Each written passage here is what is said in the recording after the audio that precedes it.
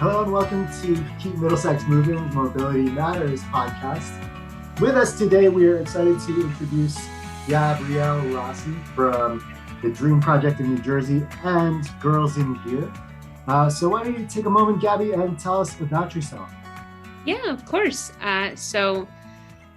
Cycling has always played such a huge role in my life, both personally and professionally. So these days, I run an organization called Girls in Gear. We're a social emotional learning program that pairs life skills with bike skills. I love a good rhyme scheme for riders of all ages and abilities.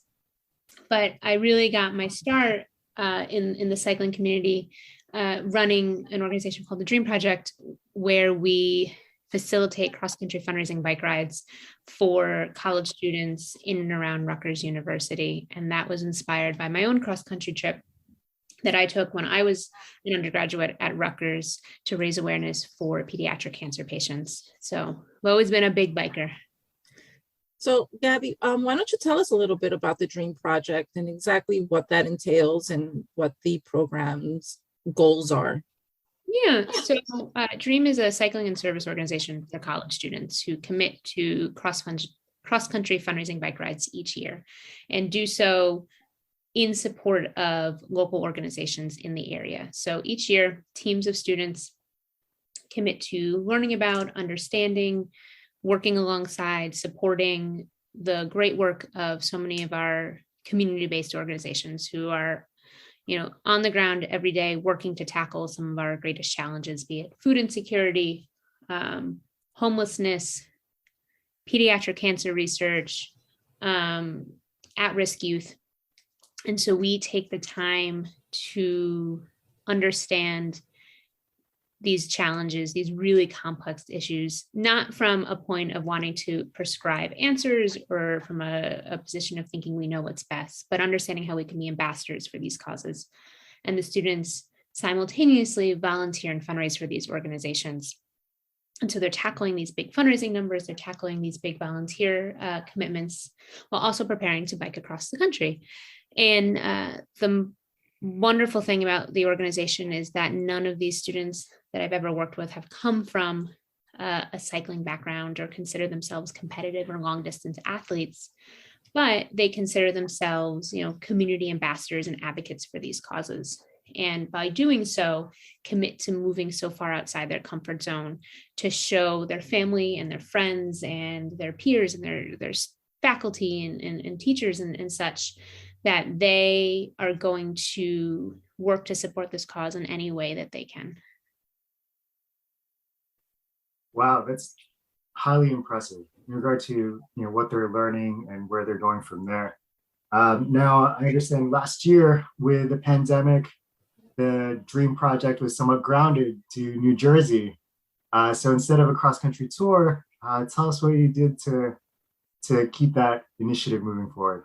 Yeah, I think the beauty of the Dream Project and any other organization that facilitates long distance cycling in support of community organizations is that as cool as the bike ride is, it's never been about the bike ride. And that it is an absolutely incredible way to see the country and connect with our community.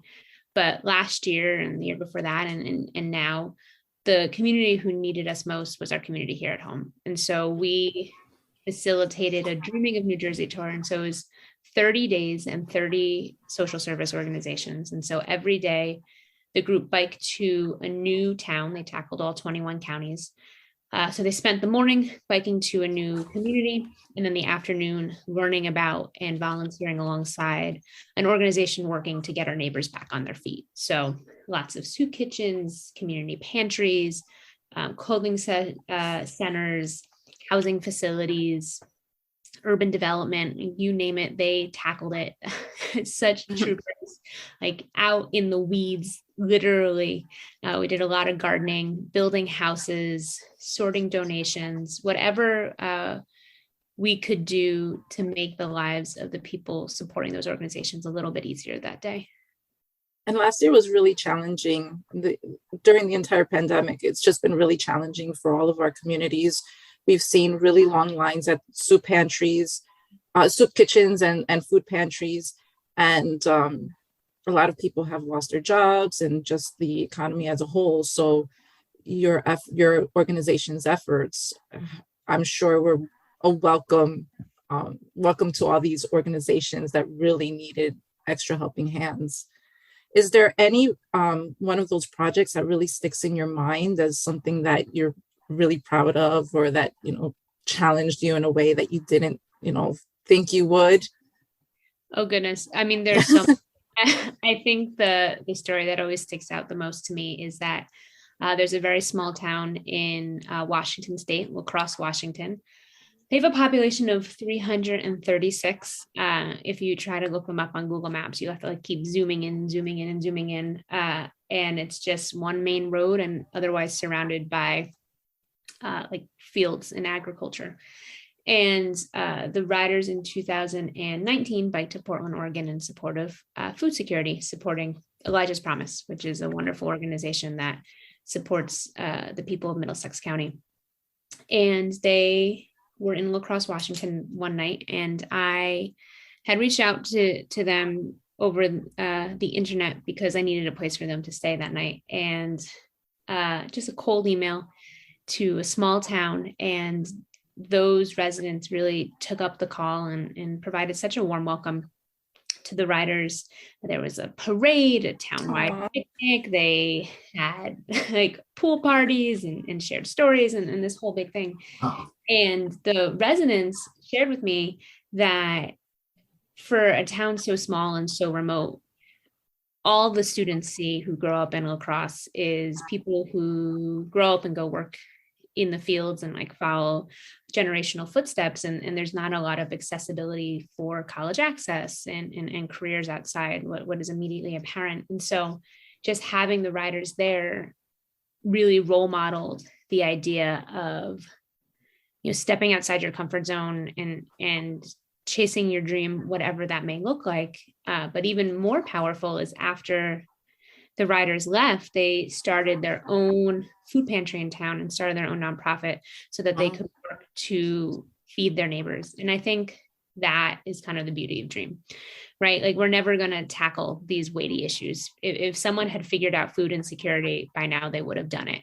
A group of college students is not going to be the ones, but people don't support our writers' work because they're going to tackle these and solve these weighty issues. It's because they have the courage and the audacity to try. And that a small town in La Crosse, Washington has never heard of New Brunswick. They don't know Elijah's Promise, but they understand the collective need to feed our neighbors. And by building these networks of communal vision and mission across the country, we're all working to inspire each other to make our communities a little bit brighter of a place. That's really touching. That's a wonderful story. Thank you for sharing that. Sure. I'm sure it was a great experience, not only for the people of La Crosse, Washington, but also for the students as they made their trek. You talked a little bit about how a lot of the people that were involved in the project, they didn't come from bicycling backgrounds. So how did they prepare for this big challenge? I mean, if I'm somebody who's never really been on a bike for more than an hour or so it sounds really intimidating. Yeah, so I think at the core of the work that I do with the Dream Project and Girls in Gear, it's about making biking more accessible. At its very core, biking is a means of mobility and transportation. It serves as a practical day-to-day means for people who might not have access to a car or public transportation infrastructures. And with the Dream Project specifically, working to ensure that everyone has access to these programs. The reality is that not everyone has the privilege to take off 1 to 2 months of the summer and fundraise thousands of dollars to do these kinds of endeavors. And so I've always worked to break down those barriers of access as much as I can. And that means providing bikes. And so we have a wonderful sponsor, Kent Bikes, who's worked with us over the years. And they provide bikes, safety gear, helmets, pumps, spare tubes, and tires so that students have a means of actually participating in the trip. Also providing transportation on the trip, places to sleep, eat, homestays, volunteer ops. So they're never just like waking up in the middle of Illinois thinking where they're going to bike that day. And then also preparing them in terms of safety. And so that's how I've connected with Chris over the years, is by facilitating our safety programs so that students are equipped with what they need to know to share the road with cars and other cyclists. But really, it's about small achievable goals. And so when you talk about the big numbers that riders have tackled, right, they have like their big fundraising number, how much money they need to fundraise. They have their big volunteer number, how many hours they need to commit to volunteering. And then also mileage, like they're tackling these trips that last thousands of miles, multiple weeks over the course of the summer. And so we work to break them down, because just like none of these riders have ever biked across the country, most of them have never fundraised in a really intentional capacity or committed hundreds of consistent hours to working and supporting an organization. And so by creating benchmarks, it makes these very daunting numbers much more digestible. I always use this analogy that, there's some professors that students have where they assign one final paper and it's not due to the last day of the class. And there's no talk about that paper until the very end when you submit it. And there's also professors who kind of create these little benchmarks in their syllabus where you have to submit your thesis statement and then your outline and then your draft. And, you work with these incremental goals. And so I'm very much the latter on that perspective, setting small incremental goals so we can work to achieve each one step by step. And you mentioned pairing up with Chris. Chris, how did you get involved with the Dream Project? Oh, let's see. One of the local instructors here in New Jersey, Kevin Smith, heard about KMM and some of the programs that we do, and he reached out to me asking whether I'd be able to assist him as an instructor for the smart cycling class that we offer, the Dream Project. And if you haven't heard of the League of American Bicyclists smart cycling class, it's to, like Gabby said, support cyclists so that they understand how they should be moving on the road as a vehicle.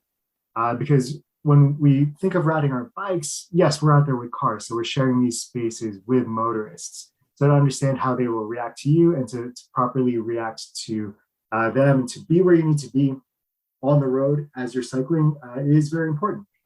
So having the proper expectations and understanding of how to move as a part of traffic on a bicycle does a lot for how you perceive safety and how you experience the road.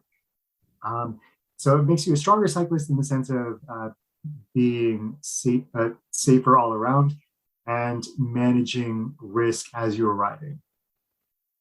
But in regard to how we connected, yes, so Kevin reached out to me. Hold on, let me take a moment to think. This is where we're cutting out me talking to myself. So, but I joined Kevin and met the Dream team back in, I want to say that was 2018. 2018. Yeah, so I joined Kevin in 2018 to instruct this class, and I got to meet Gabby. But it was a wonderful experience, considering that we put out a survey to find out, how much these students had ridden in the last few months. And I wasn't sure what to expect, but it was interesting to find out that they were all novice cyclists and that they were eager to be able to ride more. And that part alone was something that empowered them. So I was really happy to support them in that regard. And in reference to the type of work that they were doing in the state, they were willing to also support KMM and some of the projects that we had going on too. So there was a mutual give and take there in regard to our organizations. So they were willing to come with me and help me and assist me during our child cycling safety courses, or bike rodeos, as you may have heard of them, in Middlesex County. So that's where the relationship started. And we're happy to continue that tradition each year whenever Gabby calls on us to assist their smart cycling class. But I heard, Gabby, you're going for some bicycle education yourself. Yes. In regard to improving your ability as an instructor. Yes, I will officially be an instructor the beginning of April. So maybe before or after this podcast comes out. And that brings us to the Girls in Gear program, right? So can you talk to us a little bit about what is Girls in Gear and how did it start? Yeah, absolutely. I mean, Girls in Gear kind of started as a culmination of all my work up until that point, in my academics, my professional background, working with several nonprofit organizations that focus on youth development and specifically using outdoor movement and recreation as a means of leadership and skill building. And so I started Girls in Gear in 2020 because I had joined the board of Bike Walk Montclair, which is our local advocacy group here that supports pedestrian and mobility. And someone I had worked with on the board had mentioned, knowing my background, like we should really start a program in town for girls. You know, we have like equal gender representation when we host our Learn to Ride programs in town, but you don't see girls coming for the additional skill building programs that we offer. You don't see girls riding in town. Like this sounds like something up your alley. And so I kind of just like took that little nugget and I ran with it. And in our first season, we had 8 intrepid cyclists and we had a ton of fun biking through puddles and listening to Taylor Swift, but it's since grown exceedingly. And so this spring, we have a little over 200 girls signed up for our 8-week program across 25 sites in New Jersey, Virginia, DC, and Maryland, and another 100 or so signed up for our one-day clinics. But Girls in Gear is all about helping riders build confidence on and off their bike using a curriculum, an age-appropriate curriculum that uses biking as a platform to promote social emotional wellness. And so we work with riders ages 6 to 16. So we have a program for 6 to 8-year-olds, one for 9 to 12-year-olds, and one for 13 to 16-year-olds. And so during our 8-week season, volunteers lead weekly sessions that tie life skills with bike skills, as I like to say. I like a good rhyme scheme. And so each meetup focuses on a different lesson, be it stretching outside our comfort zones, active listening, assertive communication, resiliency, asking for help. And we have conversations and play games and talk off our bikes and then translate that to a skill on our bikes. And so maybe that leads to a conversation on hand signaling or changing gears, biking with a group, what to do if you fall off your bike. So it kind of goes hand in hand to understand the impact that riding has and the feelings of confidence and freedom and independence that riding has and how that translates to our day-to-day lives. And so our programs are for riders of all abilities with a focus on having fun and trying your best. You know, we meet riders where they are and try to foster an environment where they can try new skills without any fear of making mistakes. Can you tell us more about those talks that you have with your riders to build them up? Those talks you'll have off the bike and what that translates to on the bike. Each lesson focuses on a mix of emotional development, introspection, bike maintenance, and riding skills. And so we do that through this curriculum that pairs a social emotional component with a bike handling skill. And so the goal is to introduce participants to the joy of cycling while creating an environment that fosters personal growth. And so a lesson, for example, on resiliency might talk about what it means to be resilient, why it's important to be resilient, what are some qualities of resilient people, and what are some examples we've seen in our day-to-day lives or in the news about what it looks like to be resilient. And then that translates into a conversation of falling off your bike and how that can be something that can be a very scary experience for riders of all ages and abilities, and what we need to do to feel comfortable and confident getting back on our bike. And then we practice skills that might help us from being in a position where we're falling off our bike. And so we practice weaving or emergency stopping. Or an example for the littler riders is we have a lesson on comfort zones and what it means to be within our comfort zone versus our stretch zone versus our reach zone, and how different experiences and settings can put us in different positions. And so that conversation translates into games and activities that help our younger riders stretch outside their comfort zone. And so we play games where they take turns, like taking their hands off the bike one at a time to pop bubbles, and so that they can get more comfortable handling their bike. Or we play another game where they practice looking over their shoulder, and how these are both skills that might come easier to older, more advanced riders, but for someone who is just learning to understand themselves and their relationship to their bike are much more challenging.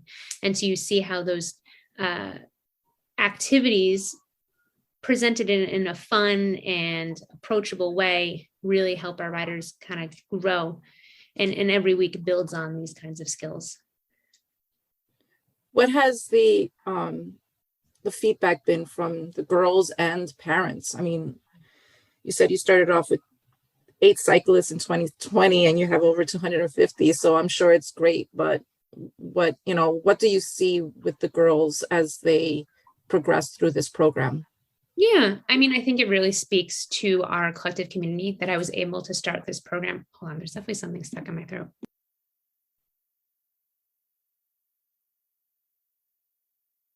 While you're taking that moment, just to comment on what was said so far, but in reference to what you said about the the conversations you've had about resiliency and falling off their bikes, and as an instructor, I'm really impressed in the direction you were able to take that and the depth you were able to give those small, I don't want to say small parts because a fall could be big, but the depth that you were able to give those little aspects and components of riding a bike, I think that's really amazing. And I'm learning a lot from this conversation, even though I've brought our education piece to your groups too. Chris, I'm honored. Like I said, so much of the curriculum development has been based in my own experience being a bike rider. I was actually someone who didn't learn to ride their bike until she was like 9 or 10 years old. I had no compunctions to learn to ride. Like basically every year on my birthday, my dad would be like, "Do you want to go practice riding your bike?" I'm like, "Yeah, sure." And then I would get like bored in 5 minutes. And so he wouldn't push me. But I did love riding because I would always be attached to the back of his bike while I was learning to ride in some sort of like assisted pedaling capacity. And it's just so funny to me that someone who was so resistant to biking now spends most of her life encouraging people to bike in some capacity. And so I know that people who come to our program love biking, they hate biking, they're ambivalent about biking, they're there because their parents signed them up, they have no desire to ride their bike, they'd rather spend the entire time talking so that they don't have to ride. And so I very much understand from like an empathetic perspective how to put myself in the shoes of a 9-year-old, probably because we have like a lot of the same likes and dislikes, so we get each other. But that's always been where I have grounded the curriculum and continue to grow it. But Arlene, to your question, I think it really speaks to our community that I was able to start Girls in Gear in the middle of a global pandemic. And I've received nothing but enthusiastic support from our participants and families. Like I said, we started with 8 riders last spring, and now we're gearing up to serve hundreds of them with over 75 volunteers who are facilitating all these different sites. And so I think that really illuminates the need and desire for safe cycling programs that are non-competitive and focus on, skill building and trying your best and learning new ways to connect with yourself and your community and the outdoors. I think another huge part of Girls in Gear is that, it is very hard to be an adolescent these days, now more so than ever. We all know this. And so by just creating small spaces for fun and joy and silliness, I think there's a lot to be said about that. Our program, like I said, is about, having fun and trying your best. And there's an emphasis on the fun as much as there is about the trying your best. And I think if we can do anything to carve out 90 minutes a week for, riders to come together and interact with each other in a real world scenario and splash through puddles and listen to music and be a little silly with an expectation that you are going to be wholly accepted for who you are and what you bring to the table. I think there's a lot to be said for those kinds of programs right now, because we've been deprived of so much of that for these past 2 years. And I think that is a huge part of our remarkable growth. There's a really great quote by James E. Stars that says, "Melancholy is incompatible with bicycling." And I really think that your program really resonates with that. It brings, like you said, the fun. And these past 2 years have been really difficult for everybody, but even more so for our kids who have been isolated from their friends and from school and from community. So I really commend you for starting this program, especially in the midst of a pandemic. Thank you. I'm sure it took a lot of courage and strength, and there were days that were much more difficult for you. So thank you. Thank you. That was very kind of you to say, and I very much appreciate it. But it takes a village. I have so many wonderful advocates in the community, KMM and Chris being one of them, who uplift and support this work. And I am but one person, and so everyone who has ever stepped up to help, to sponsor, to volunteer, to advocate, that's what keeps community grounded programs grounded in the community and sustained in the community. And as you mentioned, Chris, you're involved in Girls in Gear as well. And that was one of my questions is there a way for men to be involved in Girls in Gear, right? Yeah, it is. I know you have a lot of female volunteers and participants, but we were talking a little bit about how can men be involved in the development of your organization and to continue to support Girls in Gear? Yeah, we call them our boys in gear. So we definitely have some absolutely wonderful male identifying participants and volunteers and advocates.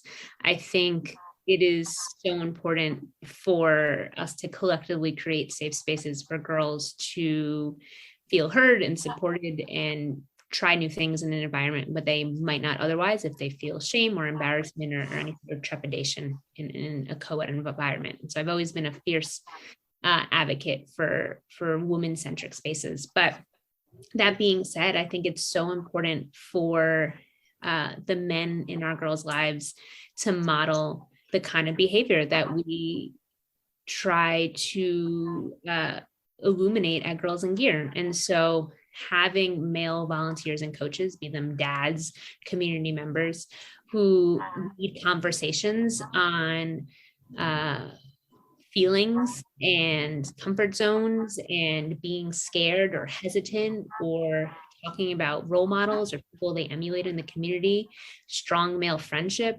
Like, these are very important lessons that I think are applicable to people of, all experiences, gender identities, backgrounds, riding levels. And I don't think anything we teach at Girls in Gear is exclusive to the girls and to the girls in the program. I think one of the great things is, as a coach, you take away as much as the riders do, and that their perspective so uniquely shapes each lesson. And so we are always happy to have male role models who join us in the program. How did you decide that the main demographic you would like to serve would be girls for this particular initiative?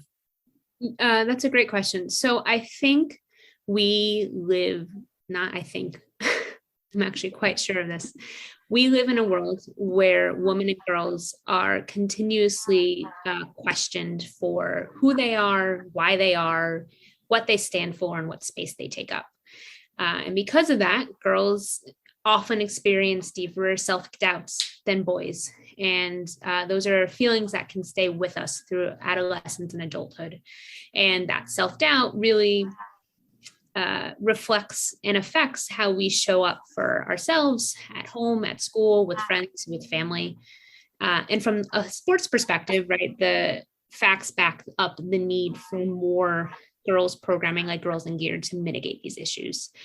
So only 20% of the National Interscholastic Cycling Association, NICA, who is a competitive cycling entity, only 20% of their members and 15% of USA Cycling identify as female.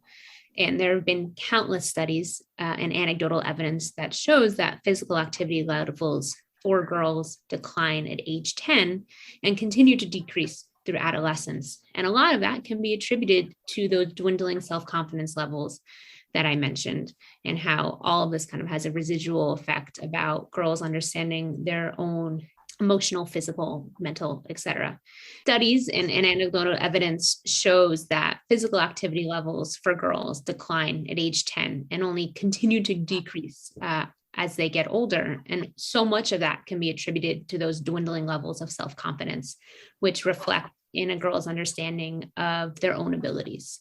And so Girls in Gear really works to mitigate that by designing a program that meets riders where they are and focuses on taking a means of pleasure and time that a girl might have enjoyed in adolescence and really inserts the joy back into it. And so for our older girls, it's really about rediscovering their bikes and understanding how they can really use biking as a means of independence and freedom and expression and mobility and recreation. We show them how to take care of their bikes, and they love getting their hands dirty and understanding that if they have a flat tire or their chain comes off their bike, they have the agency to fix that, and really the confidence and tools literally to understand how to take care of themselves as a rider and as an individual in the world. And for our littler riders, it's really about cementing those best practices and those feelings of worth and confidence and strength from the beginning. You know, at the very start of our season, we have the girls go around and we ask them, like, how does riding make you feel? And a lot of the times they say things like sweaty, tired, bored, nervous, apprehensive. And so we really work to shift those perspectives over the season so that towards the end, the adjectives that they're using on the last day are more like fast, free, happy, joyful, confident, because they understand that cycling and riding their bike is a conduit for so many of the lessons that we talk about over the course of the season. I'm so happy we got to talk to you about all this. Oh, really? Yeah, I mean, it makes me want to get out on my bike like right now, but this afternoon. But okay. So we have to start wrapping it up, but Gabby, after speaking with you, I want to go ahead and start a Girls in Gear program in my community. So please tell our listeners how one can go about doing that. Yeah, absolutely. We are always looking to start more Girls in Gear programs in communities and make riding more fun and accessible. And so our biggest constraints are always volunteers. We are a volunteer-driven program.